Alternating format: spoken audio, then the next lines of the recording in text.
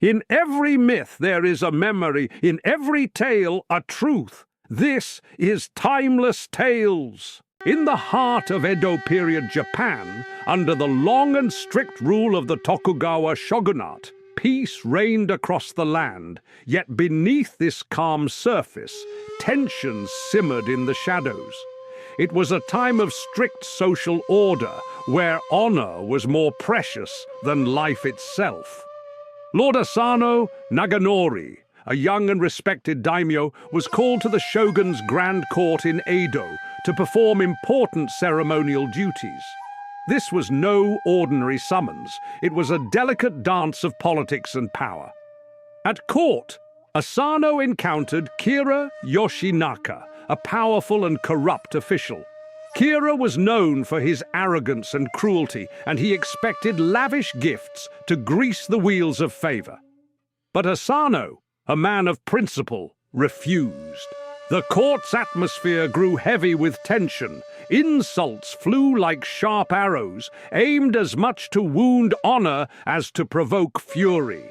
The insults between Asano and Kira grew louder, echoing off the lacquered walls of the palace. Kira's cruel taunts dug deep, striking at Asano's honor and pride. Unable to endure the humiliation, Asano lost control. In a moment that shattered centuries of protocol, he drew his short dagger and attacked Kira within the sacred halls of the shogun's residence. This act was unforgivable, a breach of the law and decorum.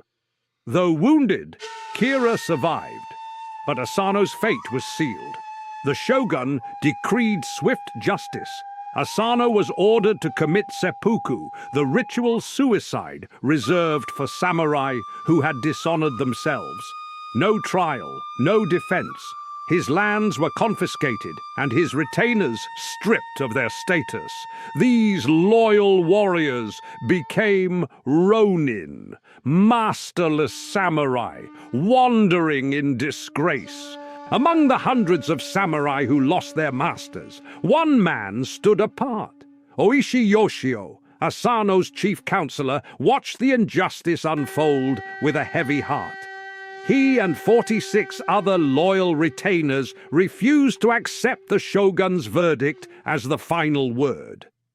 They made a secret vow to avenge their lord's death, no matter how long it took, no matter the cost. But revenge was forbidden under the peace of the Tokugawa era. Any rash act could destroy their chance for justice and bring ruin upon all. So, the Ronin chose patience, silence, and deception. Their vigil had only begun. To avoid suspicion, the Ronin scattered across the land, hiding in plain sight. Some became monks, others farmers. A few even drowned themselves in drink to appear broken. Oishi himself descended into the shadowy nightlife of Kyoto, wearing the mask of disgrace and shame. He was followed by spies, mocked in the streets, and even attacked, all to keep up the ruse. Behind this veil of dishonor was strategy and unbreakable resolve. They waited for almost 2 long years, enduring scorn and hardship, their hearts burning with quiet determination. The perfect moment to strike would come. At last, the time was right. Kira, lulled into a dangerous sense of security, let his guard down. On a cold December dawn, under thick blankets of snow, the 47 Ronin moved like shadows. Clad in black armor, they silently scaled the walls of Kira's sprawling estate. Their hearts beat with the weight of destiny. Each knew the price of what they were about to do, death or dishonor if they failed. But honor demanded they act.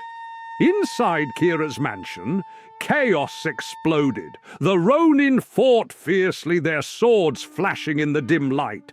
Guards were overwhelmed by skill and fury. Corridors stained red with blood. The battle raged through the house, echoing with cries and steel. But Kira was nowhere to be found. After a desperate search, they discovered him trembling and cowering in a storage shed, a man stripped of all dignity. The Ronin offered Kira an honorable death, the chance to perform seppuku and reclaim some shred of dignity. But he refused, cowardice overriding even the slightest glimmer of honor.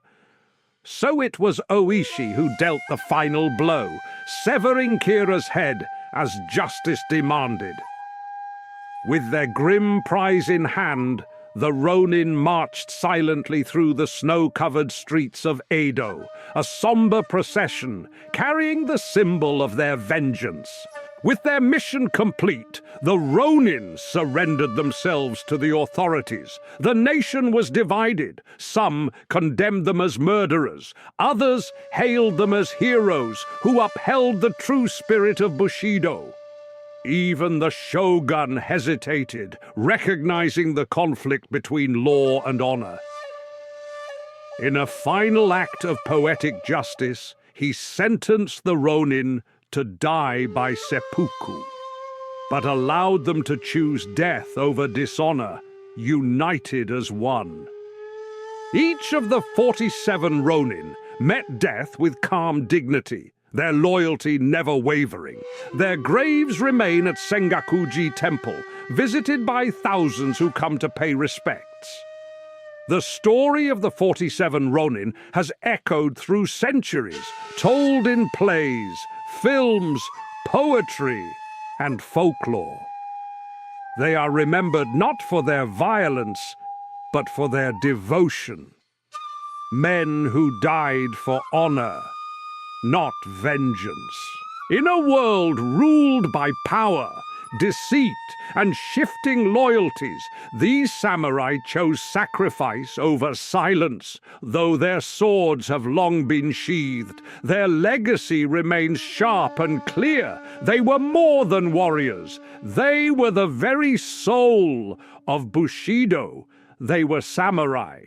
If you felt the echo of their blades in your heart, leave a comment and tell us how the story spoke to you. Like, subscribe, and follow us through time, where every legend hides a truth.